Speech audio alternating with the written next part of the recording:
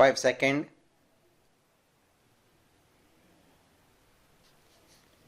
Start.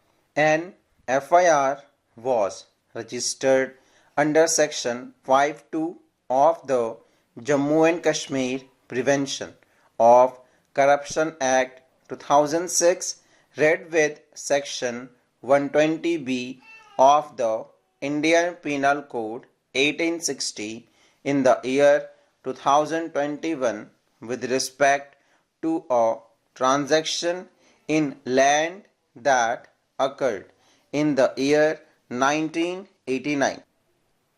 The respondent herein, who was the managing director of the beneficiary, the J&K Cooperative Housing Corporation Limited, JKCHC for brevity, which acquired the subject land after payment of consideration, was arraigned as one of the accused alleging offences under the above provisions, along with the Tehsildar and a power of attorney holder of the lands alleging criminal conspiracy.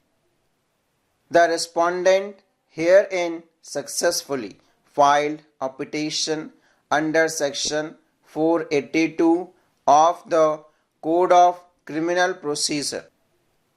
The impugned order, which quashed the FIR number 10 of 2021, is the subject of challenge in the SLP. We have heard learned counsel Shri Pashupatinath Rasdan appearing for the state and learned counsel Shri Nanu Khera appearing for the first respondent.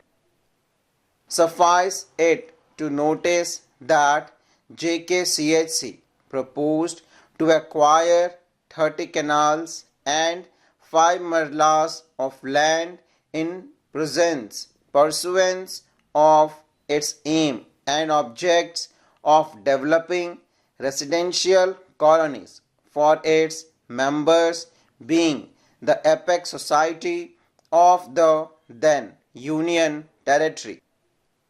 The JKCHC applied for certification of the existing right of land to the Collector Land Acquisition, and after negotiation with the landlords, the subject land was acquired for rupees 31,500 per canals as per a lease deed on 10/4/1989 registered with the Sub-Registrar Office, Samba.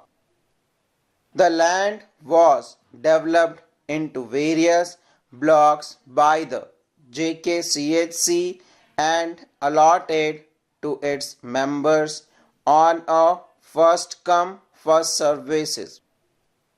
In the year 2021, the FIR was registered alleging that the power of attorney holder landlords of the subject land had colluded with the Tehsildar and together with the respondent herein, who was the managing director of the JKCHC, obtained further intakab dated 6/4/1989, which had led to the transfer of the lands in the name of JKCHC.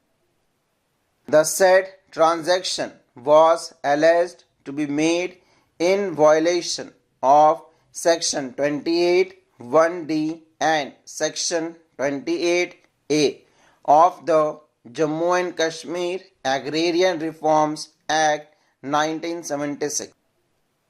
It is alleged in the FIR that this act of the accused had conferred huge undue benefits to the JKCHC and its members.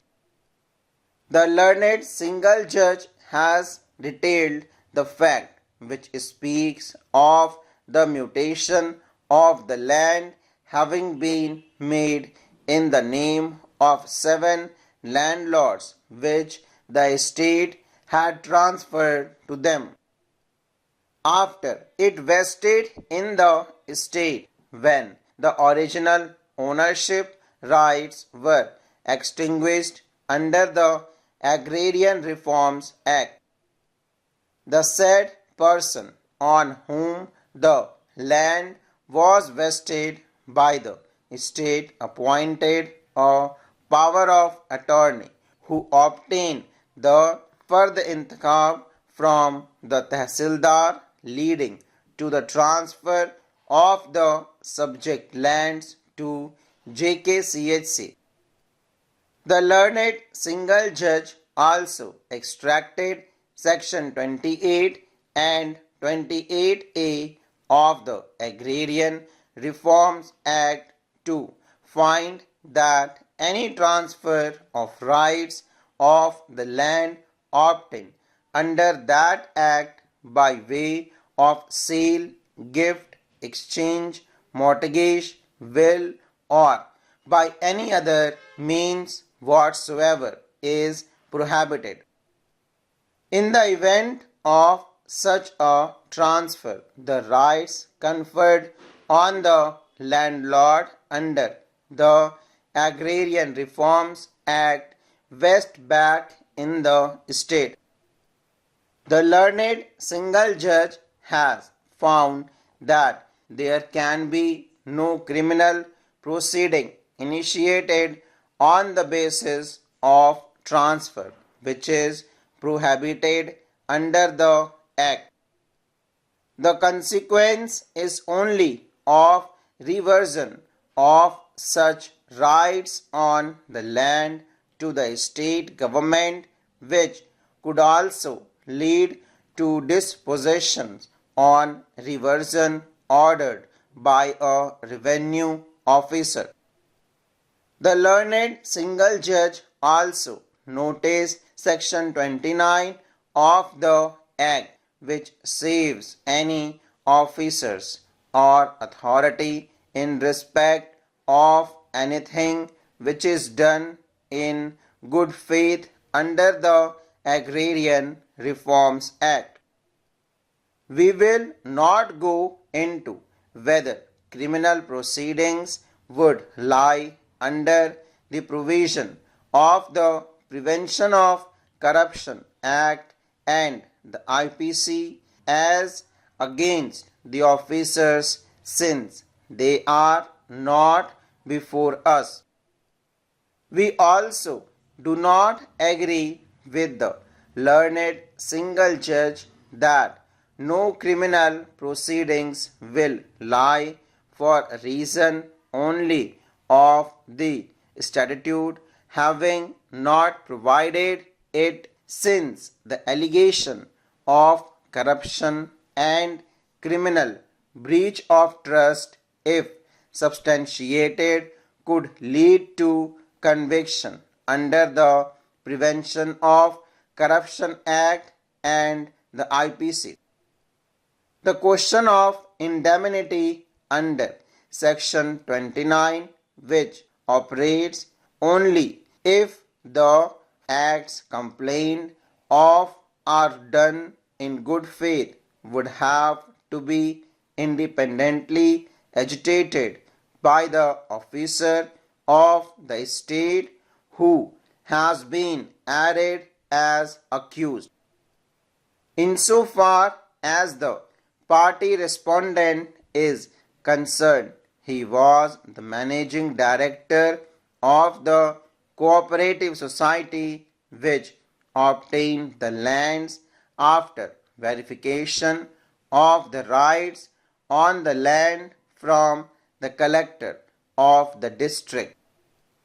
The acquisition was also for a purpose of developing the land, which development it is admitted has already been completed, and allottees of such lands having raised a residential colony in the location.